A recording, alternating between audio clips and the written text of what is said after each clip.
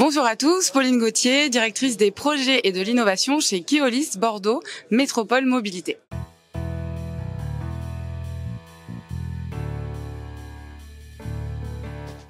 Nous avons développé un lab d'innovation qui est vraiment une nouveauté chez Keolis, qui commence à faire des petits un peu partout dans les autres filiales et qui est aussi très bien dynamisé côté groupe, puisque le groupe a développé une méthode qui s'appelle Open, qui reprend tout ce qui s'est passé ici à Bordeaux depuis quasiment 2 ans. Le lab d'innovation, d'Open Innovation qui s'appelle TB Move a été institué en avril 2023. Il est possible, grâce à l'aide financière de Bordeaux Métropole, qui a mis à disposition de Keolis, son exploitant de transport, un fonds innovant qui est abondé à hauteur de 1 250 000 par an, soit 10 millions sur la totalité du contrat. L'objectif, c'est quoi? C'est de faire à terme, moyen si possible, long terme en tout cas, de la métropole, un acteur avant-gardiste en matière de mobilité.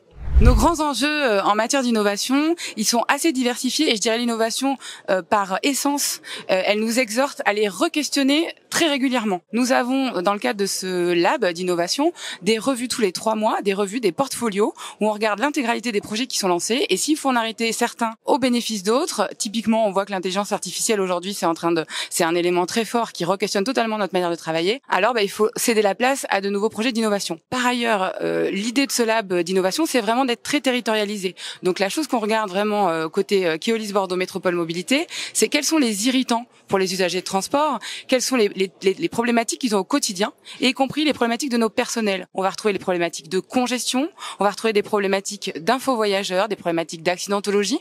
Et donc toutes ces thématiques-là, aujourd'hui, elles nous poussent à lancer un appel à solutions sur lequel nous allons bientôt communiquer, qui est un appel à solutions qui sera très orienté cohabitation multimodale. Finalement, le vrai enjeu, c'est comment dans une métropole comme Bordeaux, et j'ai envie de dire comme dans toute métropole, où on a beaucoup de modes différents avec une densité de population, on arrive à faire en sorte que ça se passe bien, de manière apaisée pour chacun, d'utiliser un mode de transport de bout en bout. Dans le ferroviaire, depuis la loi LOM, nous, en tant qu'exploitants de transport, nous sommes vraiment exhortés à transmettre toutes les données nécessaires à nos autorités organisatrices de manière, je dirais presque en flux continu.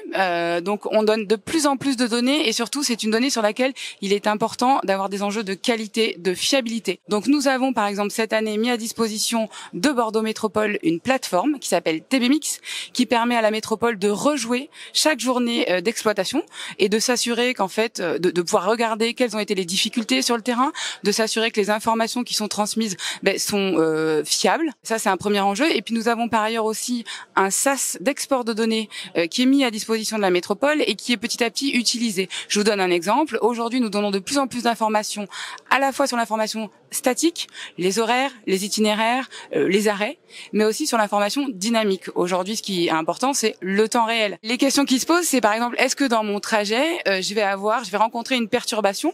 Est-ce que je devrais anticiper mon trajet? Est-ce que demain, alors c'est pas pour tout de suite, mais demain, la charge à bord des moyens de transport, que ce soit le bus ou le tram, sera aussi donnée finalement à l'usager de transport et il pourra anticiper son voyage et donc circuler dans des meilleures conditions de confort et des meilleures conditions, je dirais presque de rapidité de déplacement.